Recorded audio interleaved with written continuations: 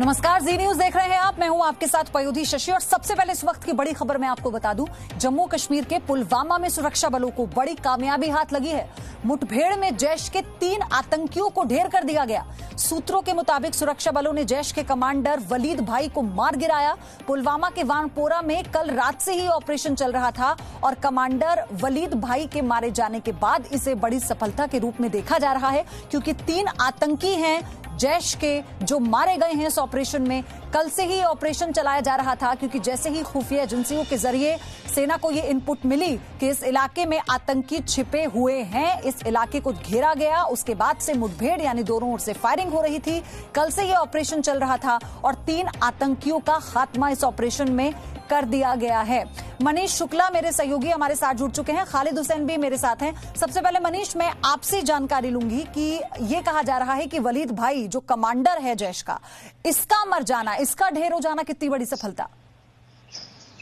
देखिए, जो सुरक्षा एजेंसियां कह रही हैं कि जैश ए मोहम्मद का जो वालिद भाई है ये बॉम्ब एक्सपर्ट था और पिछले दिनों जिस तरीके से हमने देखा कि पुलवामा में एक एक्सप्लोसिव से भरी जो कार बरामद हुई थी उसको असेंबल करने वाला जैश का यही आतंकी था वालिद भाई। और इस लिहाज से ये काफी इंपॉर्टेंट हो गया था, क्योंकि सिक्योरिटी एजेंसी ये कह रही थी कि भले ही पुलवामा में एक एक्सप्लोसिव की गाड़ी बरामद कर ली गई हो, लेकिन जो बॉम्ब एक्सपर्ट था वालिद, वो लगातार कोशिश कर रहा था, साजिश कर रहा था और गाड़ियों में, चूंकि एक्सपर्ट था वो इस तरीके का बम बनाने का, तो ये खतरा बहुत बड़ा था और इस वजह से उसका मारा जाना इस ऑपरेशन में इस लिहाज से बड़ी कामयाबी है, क्योंकि अब आने वाले टाइम में चूंकि जम्मू कश्मीर में कोई इस तरीके का बम एक्सपर्ट बचा नहीं है, तो कम से कम ये जो थ्रेट है कार बम का, वो काफी हद तक कम हो जाएगा।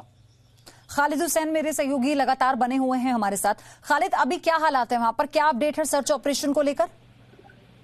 देखिए, ऑपरेशन अब कंक्लूडिंग स्टेज पर है और जो फोर्सेस हैं वो विड्रॉल हो रहा है। बहुत बड़ी सफलता मिली है। वलीद भाई का नाम सामने आ रहा है, जो हाल ही में जो कार विस्फोट की कोशिश को विफल कर दिया गया था, उसका मास्टरमाइंड बताया था पुलिस ने उसको। और उसके बाद से फौजी भाई, वलीद भाई, ये नाम सामने आ रहे थे और ये माना जा रहा था कि आने वाले दिनों में ये सोपोर या पंथा चौक या फिर उत्तरी कश्मीर के कुपवाड़ा इलाके में सेना की कार्रवाई को निशाना बना सकते हैं कार बॉम्ब के जरिए। लेकिन उससे पहले ही इसका मारा जाना निस्संदेह ही एक बहुत बड़ी सफलता है और बड़े खतरे जो थे उनको टाल दिया गया है। वही मैं आपको बता दूं कि अभी कुछ ही देर बाद जम्मू कश्मीर की जोन के आईजीपी जो है प्रेशर कर रहे हैं और पूरे खुलासे उसमें हो जाएंगे कि कैसे ऑपरेशन हुआ, कौन कौन इसमें मारा गया।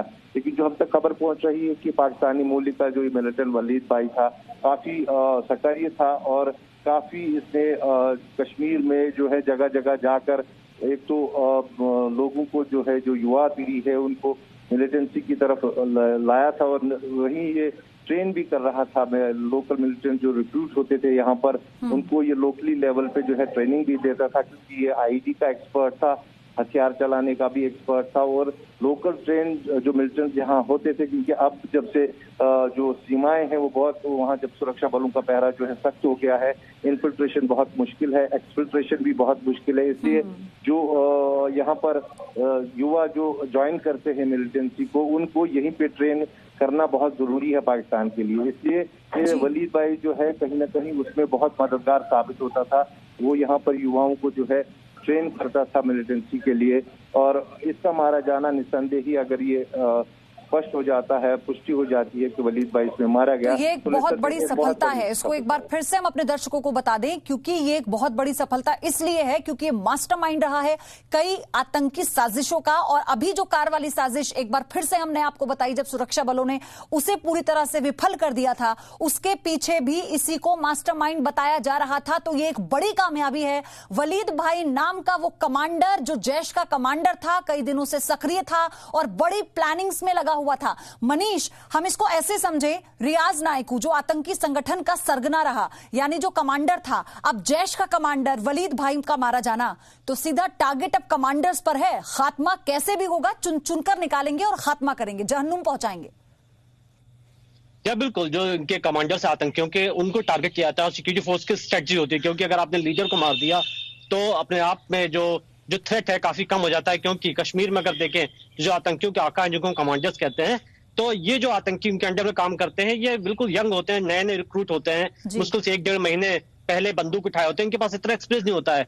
दूसरी बड़ी बात कि अगर आप देखें तो इस लिहाज से इंपॉर्टेंट है, अगर ये कंफर्म हो जाता है, क्योंकि लगातार अभी सिक्योरिटी फोर्सेज ऑफिशियली इसको कंफर्म करेंगी, लेकिन अगर आप देखें तो जो भी पाकिस्तान के जो आतंकी आते हैं जम्मू कश्मीर में, जैसे वालिद भाई भी पाकिस्तानी है, ये हमेशा डेडली होते हैं, क्योंकि ये जो है कश्मीर में यही बड़े हमले करते हैं। दूसरी बड़ी बात कि पिछले दिनों कुलगाम में जब ऑपरेशन हुआ था, वहां पे इसको घेरा गया था, लेकिन वहां से ये निकल भागा था। हाँ। तो टिप ऑफ बड़े अच्छे मिल रहे हैं, सबसे बड़ी बात है हमारी फोर्सेस को जम्मू कश्मीर पुलिस की मदद से, और इस वजह से ये पिन पॉइंट ऑपरेशन हो रहे हैं। जाहिर तौर पर आप भी जैसा बात कर रही हैं, अगर कमांडर्स मर गए तो वो दिन दूर नहीं जो कश्मीर में अमन चैन का माहौल होगा और चीजें नॉर्मल हो जाएंगी। हमने ये देखा मनीष कि जो संयुक्त ऑपरेशन चलाए जा रहे हैं, सुरक्षा बल हो, जम्मू कश्मीर की पुलिस हो, ये हर तरह से हर एक रूप में सफल निकल कर आए हैं। क्योंकि हमने इससे पहले देखा एक आतंकी को पकड़ा गया जो सुरंग में छिपकर बैठा था और उसके पास से कई सारी इंफॉर्मेशन मिली कि कैसे सीमा के उस पार लगभग 30 से 40 आतंकियों का दल है जो घुसपैठ की फिराक में है।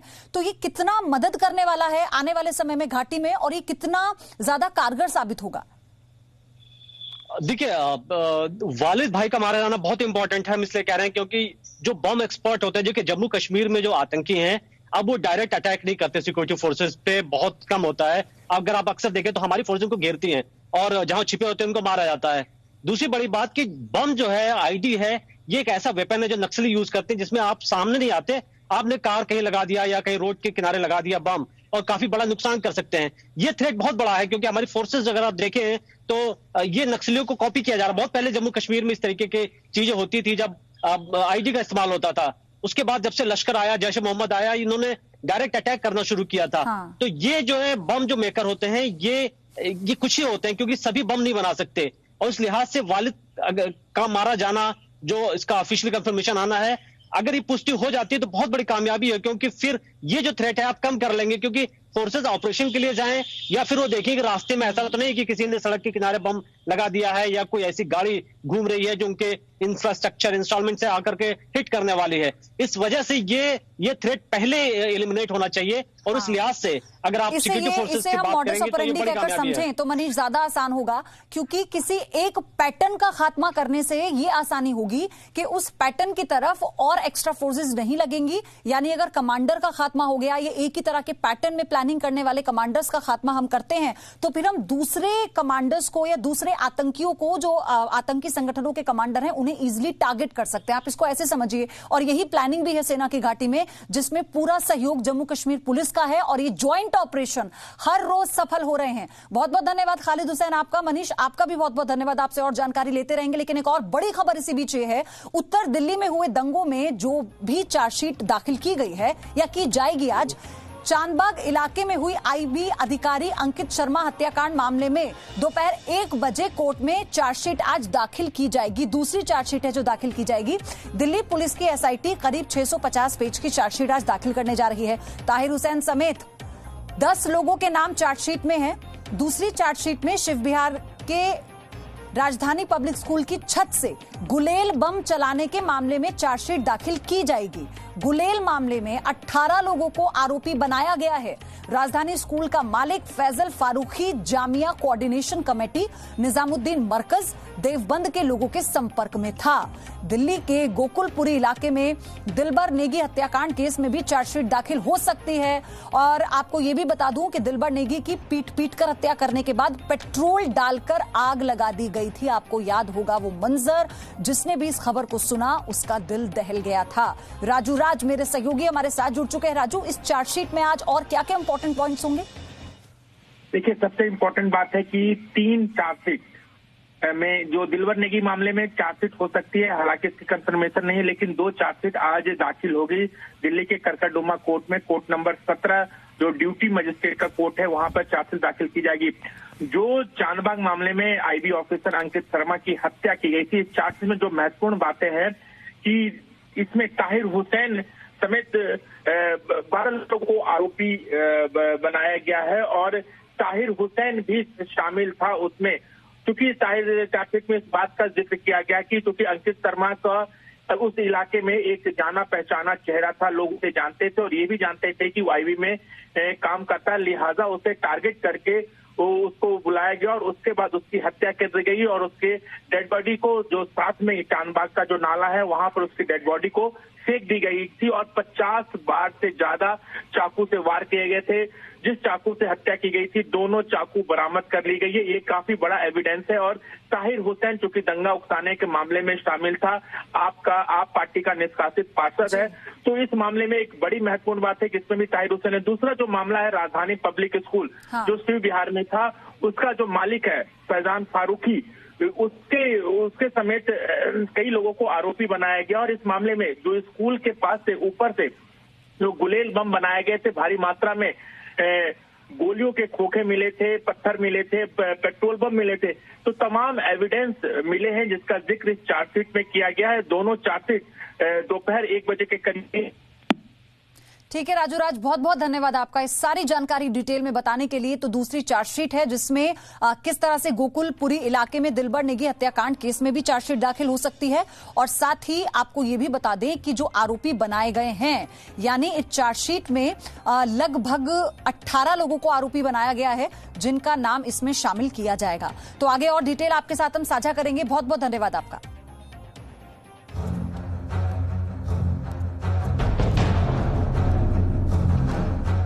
फरवरी में अमेरिका के राष्ट्रपति जब दिल्ली आए थे, तब टुकड़े टुकड़े गैंग ने देशद्रोहियों के साथ मिलकर दिल्ली को अंतर्राष्ट्रीय स्तर पर बदनाम करने की साजिश रची थी। इसी साजिश का अंजाम था दिल्ली में दंगे। टुकड़े गैंग ने कराए दिल्ली में दंगे। ताहिर हुसैन दिल्ली दंगों का मास्टरमाइंड। जी न्यूज शुरुआत से ही कहता रहा कि दिल्ली दंगे एक सोची समझी साजिश के तहत कराए गए थे और आम आदमी पार्टी से निकाला गया पार्षद ताहिर हुसैन ही दंगों का मास्टरमाइंड रहा। अब दिल्ली पुलिस की चार्जशीट में जी न्यूज की बातों पर मोहर लग गई है। जी न्यूज पर दिल्ली दंगों की सबसे बड़ी गवाही। पूरे देश ने देखा था कि ताहिर हुसैन के घर से किस तरह के दंगों के हथियार निकले थे। खुद ताहिर हुसैन दंगों के दौरान अपनी छत पर दंगाइयों के साथ दिखा था। अब दिल्ली पुलिस की चार्जशीट में खुलासा हुआ। ताहिर हुसैन ने दंगों से एक दिन पहले ही पुलिस स्टेशन से अपनी पिस्तौल निकलवाई थी। ताहिर हुसैन ने दिल्ली दंगों से पहले सीएए और एनआरसी प्रदर्शनकारियों के साथ मीटिंग की थी। मीटिंग के बाद ये प्लान किया गया कि ट्रंप के आने पर दिल्ली में दंगा किया जाएगा ताकि पूरी दुनिया में भारत की बदनामी हो और मैसेज पूरी दुनिया तक जाए। जेएनयू में देश विरोधी नारेबाजी करने के आरोपी उमर खालिद की भी दिल्ली दंगों में भूमिका सामने आई है। टुकड़े टुकड़े गैंग के लीडर उमर खालिद से ताहिर हुसैन की मुलाकात हुई थी। दंगों से पहले जामिया में उमर खालिद के साथ मीटिंग हुई थी। हालांकि अभी तक पुलिस ने उमर खालिद को आरोपी नहीं बनाया। इसके अलावा दंगों की साजिश की पूरी कहानी भी है चार्जशीट में। ताहिर हुसैन के घर पर लगे सीसीटीवी कैमरे दंगे से पहले बंद किए गए थे। ताहिर के साथी गुलफाम ने 31 जनवरी को 100 कारतूस खरीदे थे। दिल्ली दंगों का मास्टरमाइंड ताहिर और उसका भाई शाह आलम समेत 15 लोग चांदबाग दंगों में आरोपी बनाए गए हैं।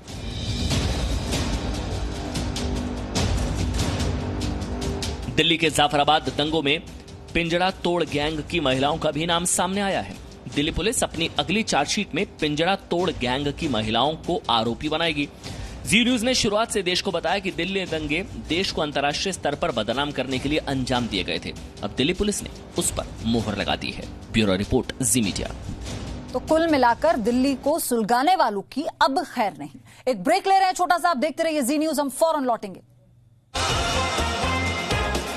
No signal, no worry. Presenting Z News app with live TV, latest updates and expert opinion. Available on Google Play and App Store. Download it now.